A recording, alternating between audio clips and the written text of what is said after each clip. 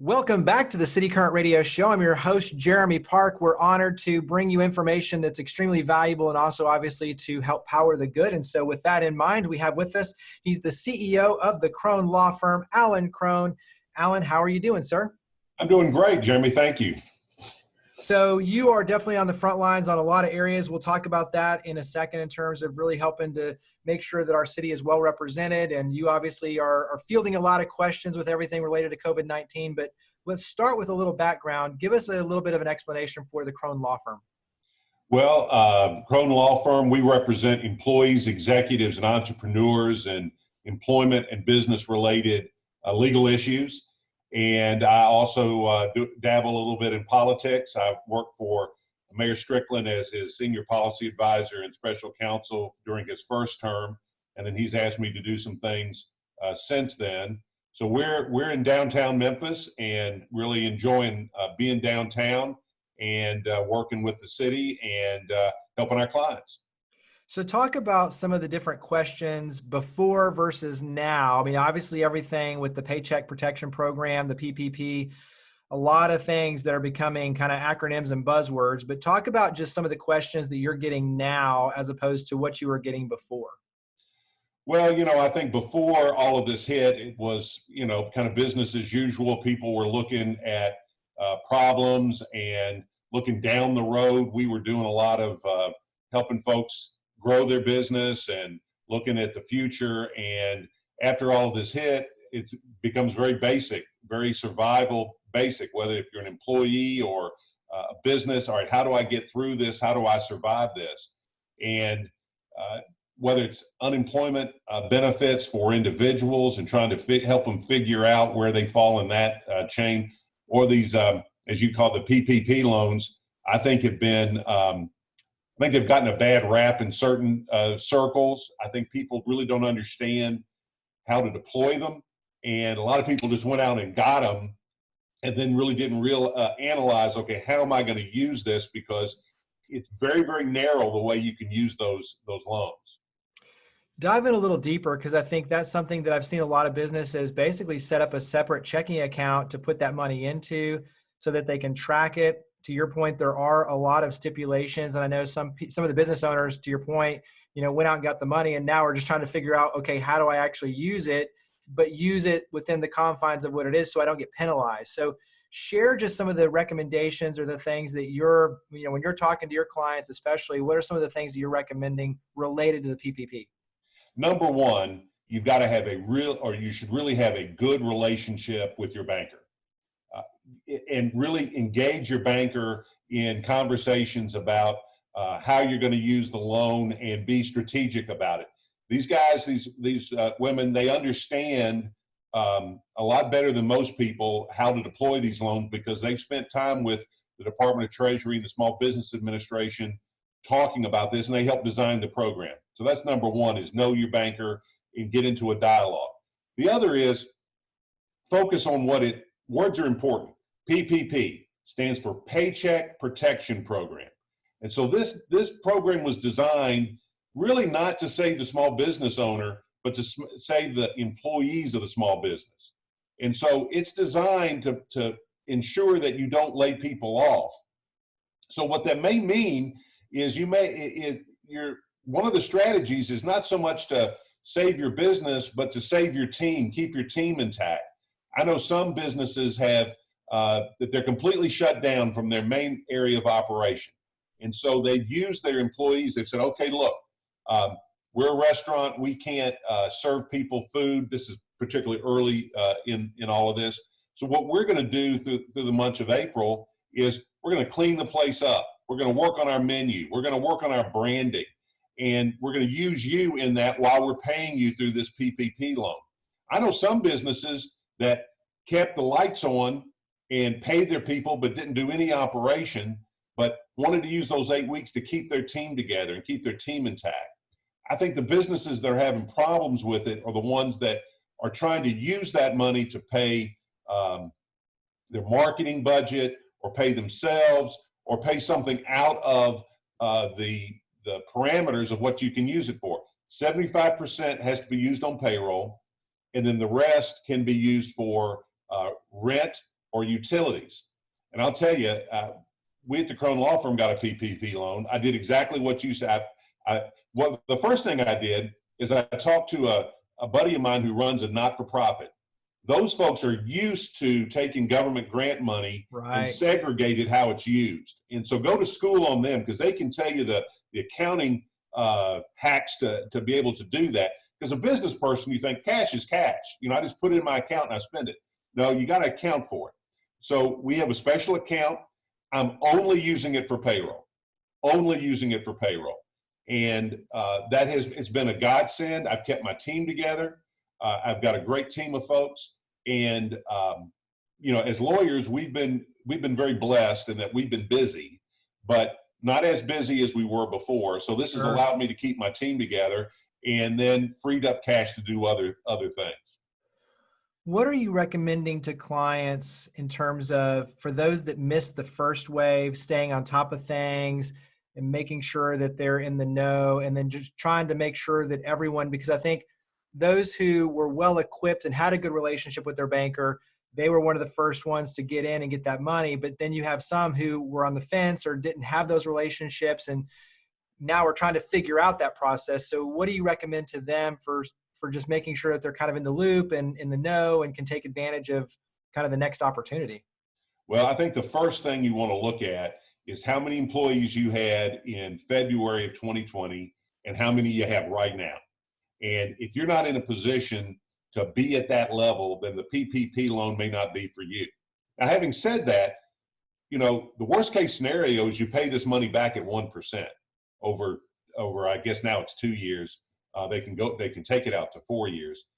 I also think you want to keep your eye on the Congress, because there are a lot of unintended consequences. There are a lot of situations out there. And I think that there's going to be a move to clean some of these things up in a second or third wave. So if you've already got one of these loans, then don't despair. You may get, for example, right now you have to spend the money within 8 weeks, but you're getting 2.5 months worth of proceeds. So the math doesn't work out if all you spend that money on is payroll.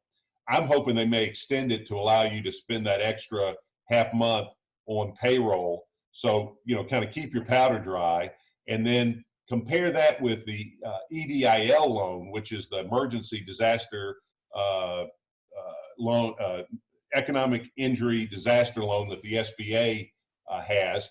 That's only at 4%, and that you can use that for a lot more things. So I think you want to be strategic in how you do this. Whether or not you want to go into debt to do this, that's another conversation, a business conversation, as well as a banking conversation. But if nothing else, if you come out of this with a good relationship with a banker, even if you didn't have it going in, we've got lots of good community banks in Memphis that would love to establish a relationship with a strong small business person and help her get through this. Because at the end of the day, I always say it's like Bubba Gump shrimp. We've had this hurricane, and the folks that are still standing are going to have lots of opportunity. And I think, just not panicking, not despairing, taking advantage of the situation and accepting that which you can't change. I mean, we can't change what's going on. Right. But everybody has the same handicap here.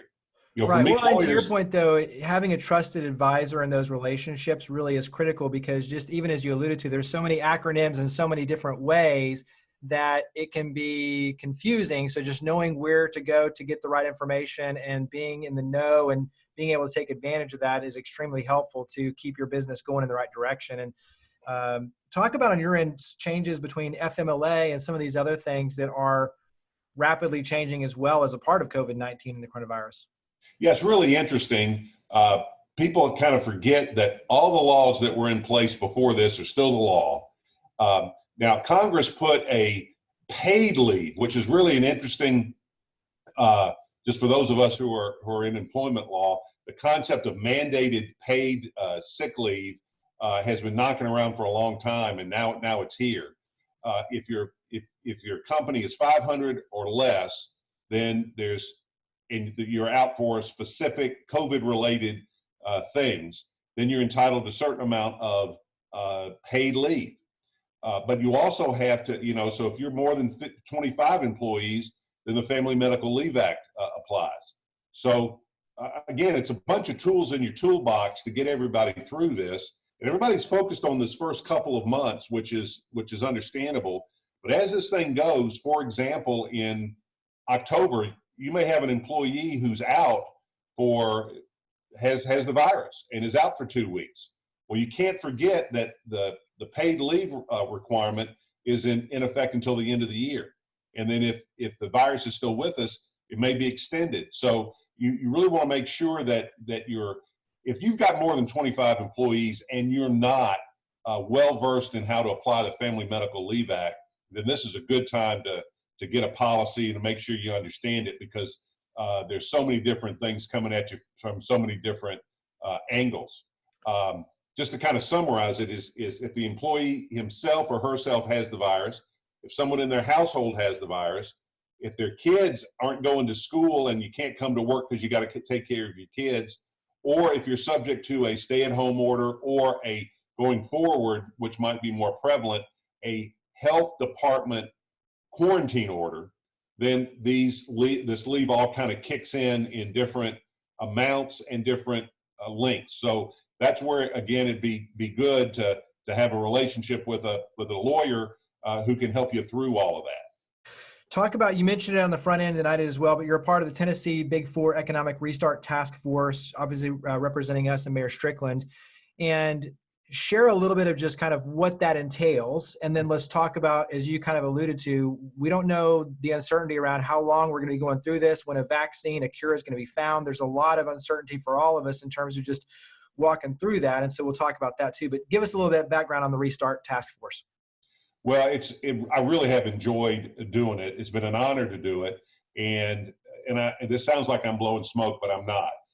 The best thing about the whole thing has been, I'm a former chairman of the Republican Party here in Shelby County. I was appointed by a Democrat mayor.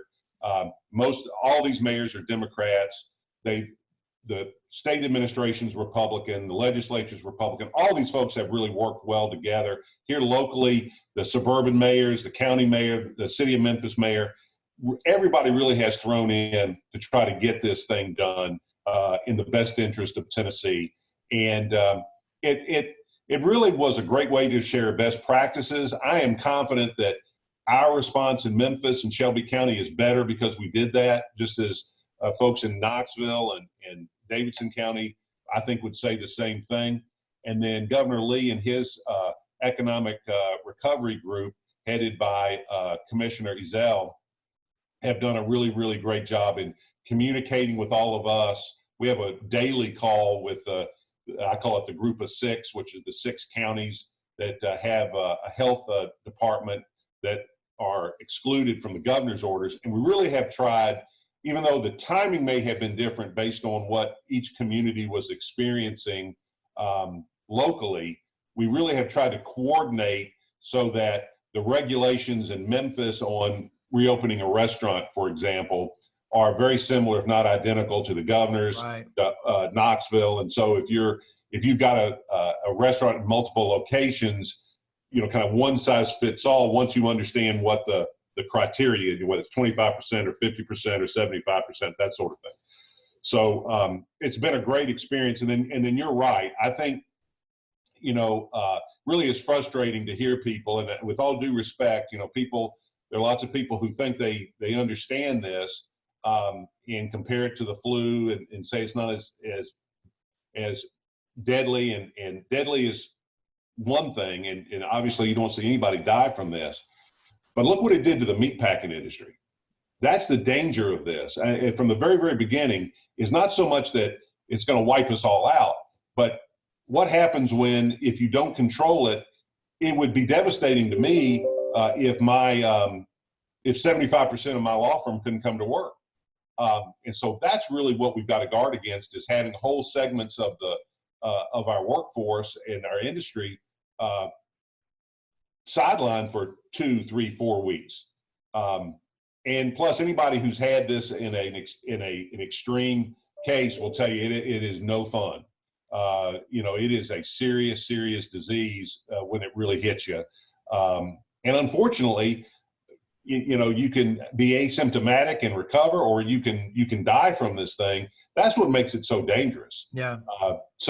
I think, I've been proud of Memphis and Shelby County for the way we've all done this. And I think if, we may all have to wear masks for weeks and months. We may have to stay 6 feet away from each other for weeks or months. But I think if we do that, then I think we'll weather this storm. But if we start to act like it's over, then it's going to come back with a vengeance. I think that's what all the. Yeah, and I think it's a very tough position because you're in many cases having to choose life or death versus the economy, and that's a very tough position politically, where it's almost black or white in that regard. And I feel like, to your point, there is such uncertainty around when this is going to come to a conclusion, and we're going to be in this for the long haul. And I'm like you. I think masks is going to be the norm, and just being protective of ourselves and taking ownership of that, that's going to be the key for all of us. So that way we can continue to build our economy back, but at the same time, maintain our safety and our health.